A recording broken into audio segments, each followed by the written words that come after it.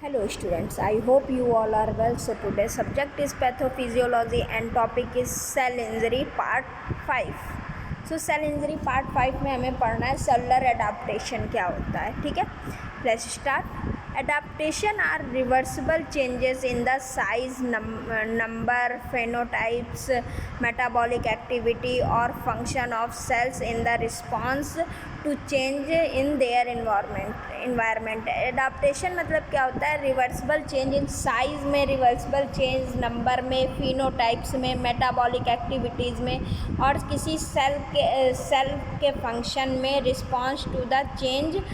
और ये किस लिए कि इन्वायरमेंट में उनके रिस्पॉन्स को चेंज करने के लिए. Cell must constantly adapt.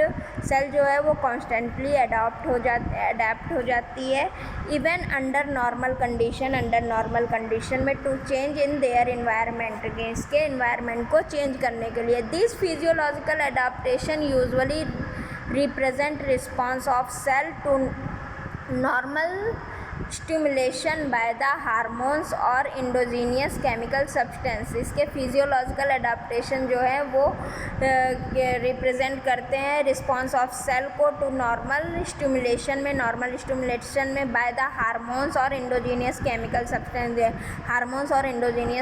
Substance के द्वारा. For example as in the enlargement of the breast and induction of the lactation by pregnancy. Okay, अब आते हैं टाइप्स ऑफ एडाप्टेशन. एडाप्टेशन के टाइप्स कौन कौन से होते हैं? पैथोलॉजिकल एडाप्टेशन और सेलुलर एडाप्टेशन. पैथोलॉजिकल एडाप्टेशन क्या होता है? पैथोलॉजिकल एडाप्टेशन में share the same underlying mechanism. ठीक है, but they provide the cell, ये सेल को प्रोवाइड करते हैं with the ability of survive in their environment, इसके यहाँ के इन्वायरमेंट में सर्वाइव करने की एबिलिटी देने के साथ. एंड परहैप्स स्केप्स इंजरी, और इंजरी को स्केप्स करते हैं. सेलुलर एडाप्टेशन में क्या? सेलुलर एडाप्टेशन इज़ एक स्टेट है. There lies the intermediate between the normal, ये जहाँ पे इंटरमीडिएट और नॉर्मल के बीच में ये होता है. ठीक है, unstretched cell and the injured over stretched cell. Like unstretched cell हो या इंजर्ड हो या ओवर स्ट्रेच्ड सेल हो. अब आते हैं cellular adaptation. Cell can be adapt themselves by undergoing 5 different condition. 5 different condition में सेलुलर एडाप्टेशन होता है. लाइक हाइपरप्लेशिया में, हाइपरट्रॉफी में, एट्रॉफी में एंड मेटाप्लेशिया और डायप्लेशिया में. सो ये 5 पार्ट हो गए हमारे. अब आते हैं hyperplasia. An increase in the number of cell in an organ or tissue which may then have increased the volume. एक किसी सेल के नंबर्स का मतलब कोई सेल का इंक्रीज होना किसी ऑर्गन और टिश्यू में जो क्या करे, उसके वॉल्यूम को इंक्रीज कर दे, हाइपरप्लेशिया कहलाता है. ठीक है, type of hyperplasia. Hormonal hyperplasia, influence of hormonal stimulation. ठीक है, like hyperplasia of female breast epithelium and puberty और इन प्रेगनेंसी. ठीक है, हाइपरप्लेशिया में क्या है? फीमेल ब्रेस्ट हो सकता है, एंडोथेलियम एंड प्रेगनेंसी के टाइम पे भी. प्रेग्नेंट यूट्रस हो सकता है. Normal endometrium after the normal menstrual cycle. Normal endometrium after the normal menstrual cycle में भी हो सकता है. और prostatic hyperplasia in old age में क्या होता है? Prostatic hyperplasia. फिर आते हैं कंपेंसेटरी में क्या है? Hyperplasia occurring following removal of part of an organ. किसी ऑर्गन के एक पार्ट को रिमूव करने के बाद जो होता है उसे कंपेंसेटरी हाइपरप्लेशिया बोलते हैं, या contractile organ of the period organ. ठीक है, अब आते हैं regeneration of liver following the partial हेप्टेक्टोमी.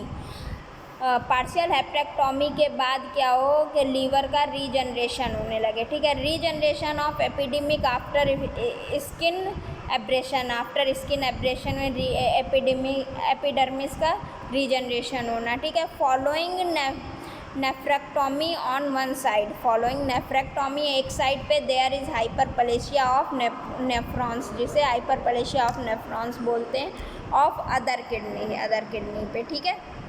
Type of hyperplasia में आते हैं excessive stimulation of hormones growth की ज़्यादा स्टिमुलेशन होने पे, like endometrial hyperplasia, wound healing of granulation tissue due to the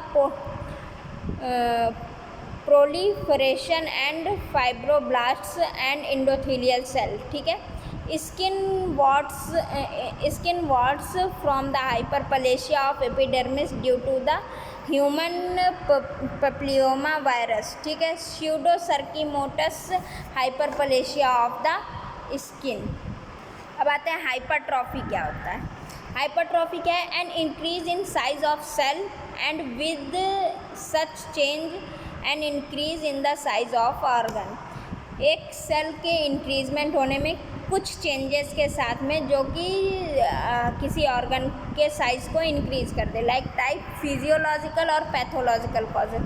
physiological में क्या है? Physiological growth of uterus during the pregnancy के टाइम पे यूट्रस का फिजियोलॉजिकल ग्रोथ होना involve the both hypertrophy and hyperplasia, इसमें हाइपरट्रॉफी और हाइपरप्लेशिया दोनों होते हैं। पैथोलॉजिकल कॉजेज इंक्रीज द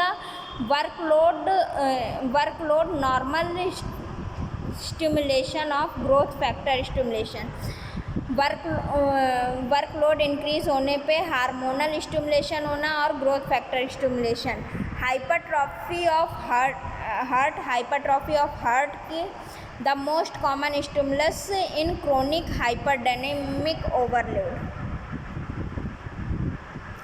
ये आप देख सकते हैं हाइपरट्रॉफीड हार्ट कैसा होता है। अब आते हैं the relationship between hyperplasia and hypertrophy. Although hypertrophy and hyperplasia are two distinct process, ये टू डिस्टिंक्ट प्रोसेस है।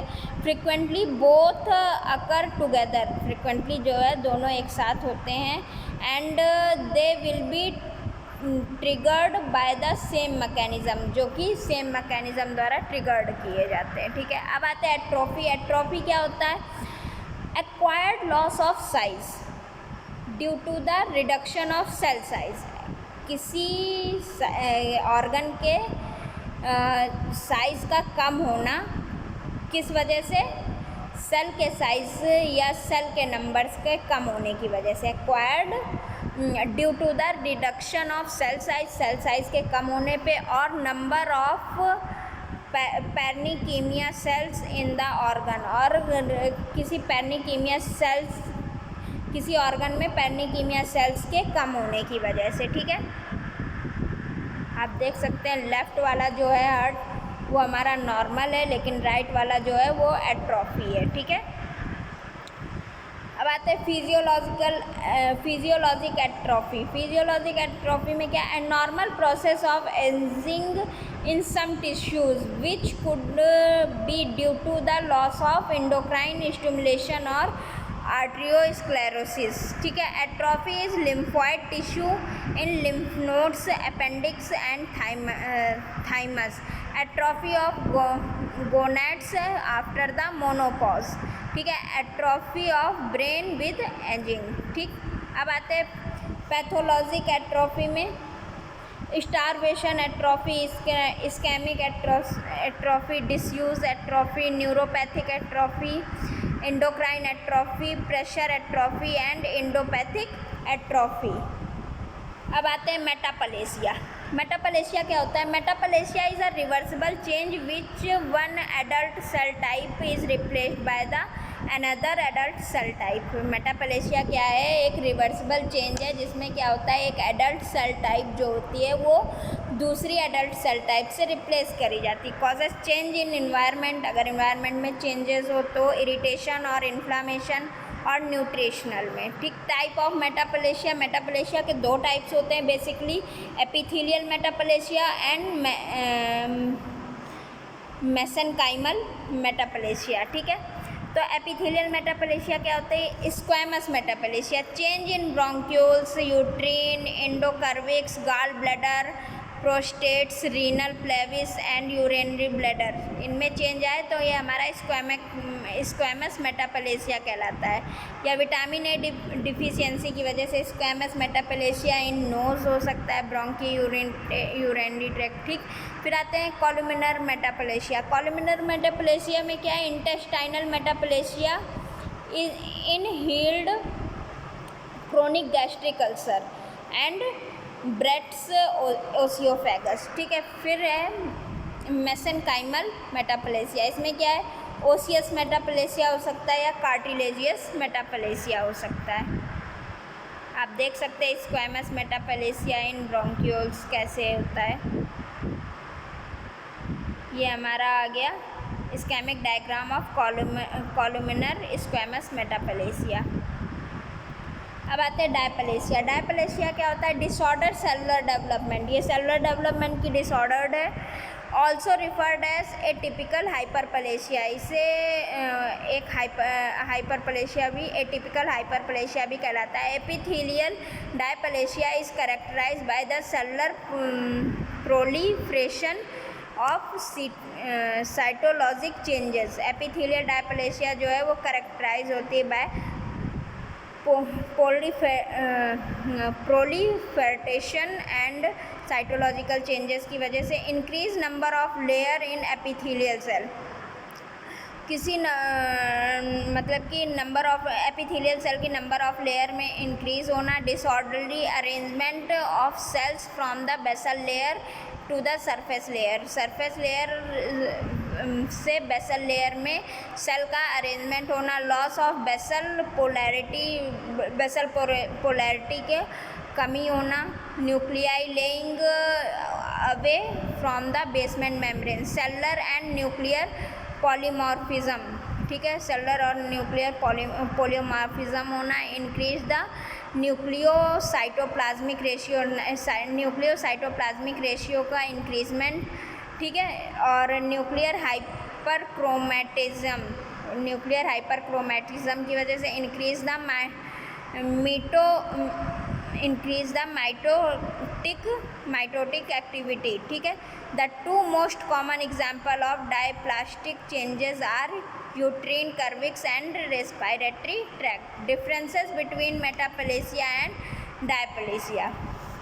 मेटाप्लेसिया और डायप्लेसिया में क्या क्या डिफरेंसेस होते हैं? डेफिनेशन में आते हैं change in one type of epithelial और mesenchymal cell of another type of adult epithelial. क्या होता है? एक टाइप ऑफ एपिथेलियल सेल का दूसरे type of adult epithelial cell में चेंज होना ही मेटाप्लेसिया कहलाता है। और dysplasia disorder cellular development, cellular development की डिसऑर्डर होती है, may be accompanied by the hyperplasia, और जो कि हाइपरप्लेसिया और मेटाप्लेसिया द्वारा अकम्पाइड होती है, ठीक है। टाइप्स इसमें क्या होता है? एपिथेलियल, स्क्वैमस और कॉलुमर टाइप्स, और मेसेनकाइमल, ओसियस एंड कार्टिलेजियस। इसमें क्या होता है? केवल एपिथेलियम होता है। टिश्यू अफेक्टेड, कौन कौन से टिश्यू अफेक्टेड होते हैं?